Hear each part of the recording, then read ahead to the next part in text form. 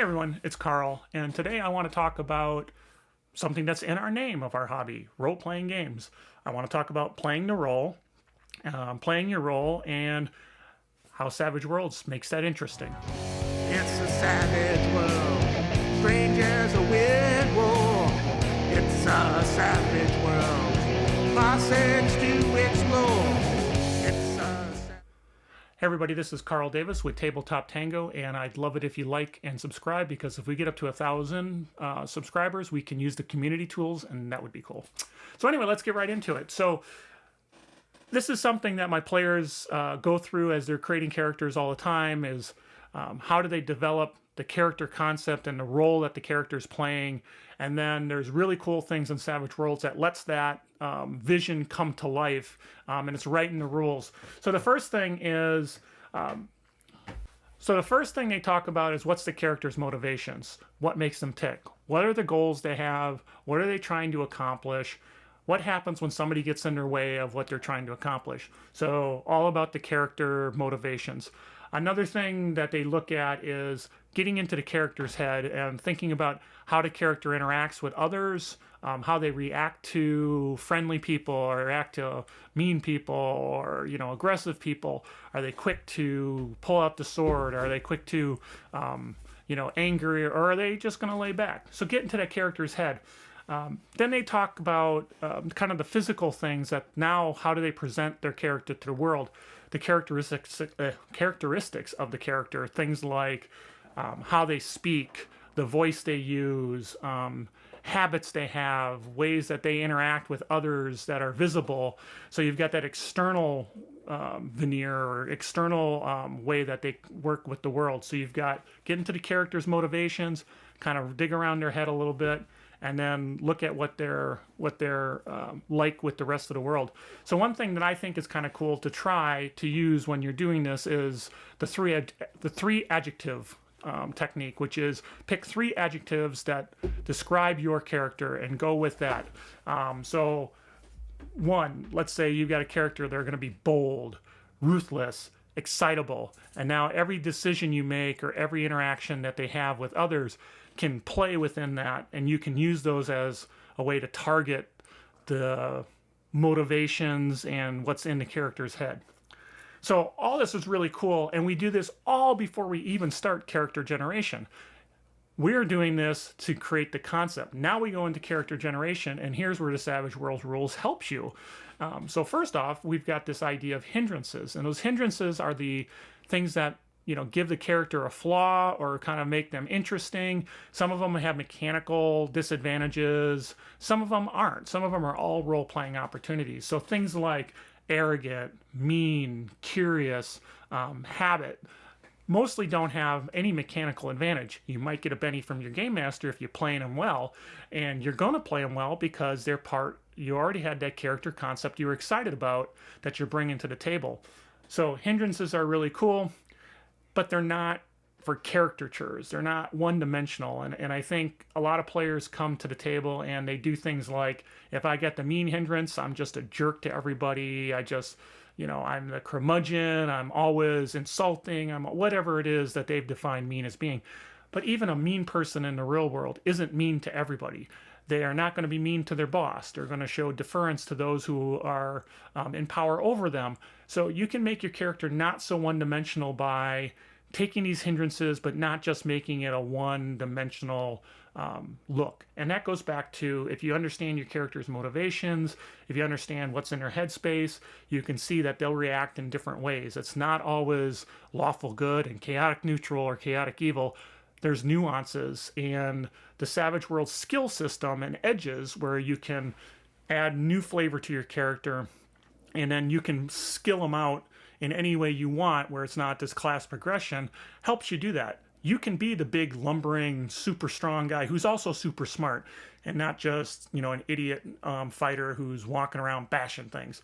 You can do that. And so if that's your character concept, and then this gentle giant is protective, meek, etc., it's all really kind of cool.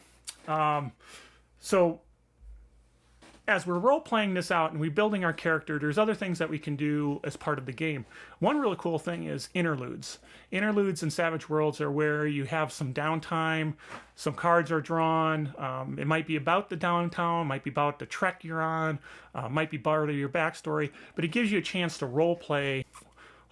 How am I trying to say this? But you have a time to expound on, provide an expose of something interesting about your character, how they think and how they interact, and that story they tell. Very cool, and that's a mechanism built into Savage Worlds. Even in combat or in the way you work or the way you're working with other characters with tests and support, the idea of a test is you're telling the game master how you're doing that. You can use your character and how they interact with the world and what's there in their headspace to drive the way tests are done. So my character is a swashbuckler kind of, he's always high energy, he's always, he's fearless, and I may have hindrances around that where, he's arrogant and he's always open for a challenge and thinks he's always going to win. Okay, but now how do I take that in a test? I'm not just going to say, I'm using a fighting test. Now's my chance to role play it out. Oh, he's the classic idea of he's going to swing from the chandelier, drop down, cut the bootstraps to make the enemy more difficult for them to move. And so that's the test. And maybe it's a test of his agility versus the agility of the opponent, whatever it is. So that is kind of cool, and you're role-playing out your character and how they do that, even if you're not in a mode of a social conflict or something, which of course is also part of the game, social conflicts, where you get that chance to do the personal persuasion and those kinds of activities too. So another area that the rules give you is dramatic tasks. So dramatic tasks also, how are you accomplishing the goal you're trying to accomplish? That is not just, and people get into trouble all the time where they're going, well, I guess I'll just notice something. But how are you doing this? What is happening that's allowing you to complete this dramatic task? The game master is going to tell you some of this, but how you do it and how you get the skill you want to use is your chance to role play it out. Bring your character in, who the character is, how they think into that play. It's really kind of cool.